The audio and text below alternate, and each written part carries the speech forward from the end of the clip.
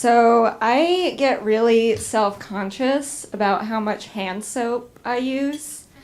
I think everyone's thinking I'm the reason why all the hand soap is constantly gone.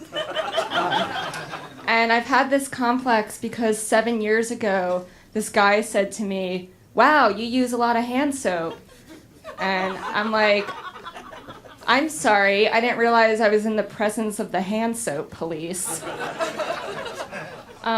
So I live with my roommate, and she has a dog named Charlie, and he's a really nice, cute dog, and he's always wearing sweaters and neck pillows all the time around the house.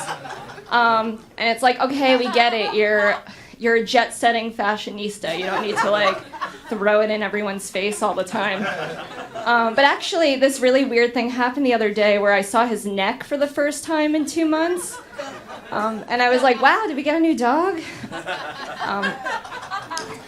So I think anyone who refers to themselves as a hurricane when they go out for a night of heavy drinking should maybe just die in an actual hurricane. I know a girl that did this, and she dated this guy who referred to himself as a tornado whenever he would go out for a heavy night of drinking. So you can imagine the natural disaster that's that relationship. I am a more of a 15% chance of rain kind of girl. So naturally, I tend to be attracted to cloudy with the chance of meatballs kind of guy. So basically, what I'm saying is I really like Italian food. I almost went on a date with this guy who has the same last name as me, except he pronounces our last name like Levy, and I pronounce it like Levy.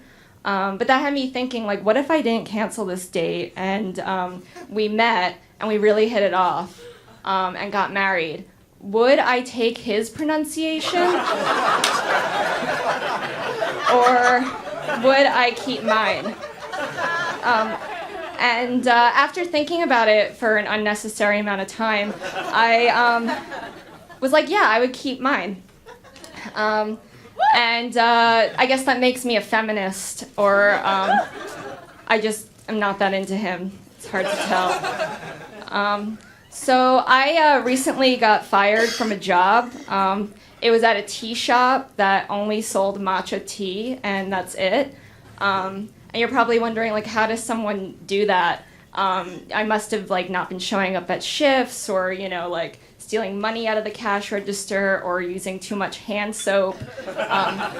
But it was actually none of those things. They said that I wasn't enthusiastic enough about matcha tea.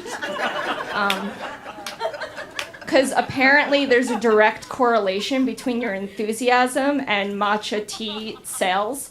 And I found that out the hard way. But I kind of don't really believe it, because I think I was pretty enthusiastic at my job. People would come in and they would be like, "So what do you recommend?" And I'd be like, "I don't know, how about the matcha?" And then they'd be like, "Wow, that's a great idea." And I'd be like, "Do you want that iced or hot?" And they'd be like, "I don't know, what do you think?" And I'm like, "Well, it's a hot day outside, so why don't you go with iced?" And they're like, "Great idea, I'll do that." And then I'll be like, "Do you want any milk in it, almond or soy? What would you like?" And they'd be like, "I don't know, what do you think is better?" And then I'd be like, "Well, if you like almond milk, I'd go with that." And then they were like, "Brilliant." And then I was like, "Would you like that small or large?" And they're like, "I don't know, what's the difference?" And I'd be like, "One's small and the other one's large."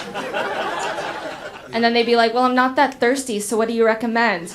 And I'd be like, "Small." And then I would go make them their drink, and I would hand it to them, and they would be like, "I have a problem." And I'd be like, "What is it?" And they'd be like, "I have to use the bathroom." And I'd be like, "It's right over there." And then they would be like, "Yeah, but I don't know if I have to go number 1 or number 2. What do you recommend?" And I would be like, "Well, did you go number 2 today?" And then they would be like, "I don't remember." And I'd be like, why don't you just go in there, and like see what happens? And then that would be the moment where I would hold their hand and go into the bathroom with them and then finish my job as a barista by wiping their ass and then directing them out of the store.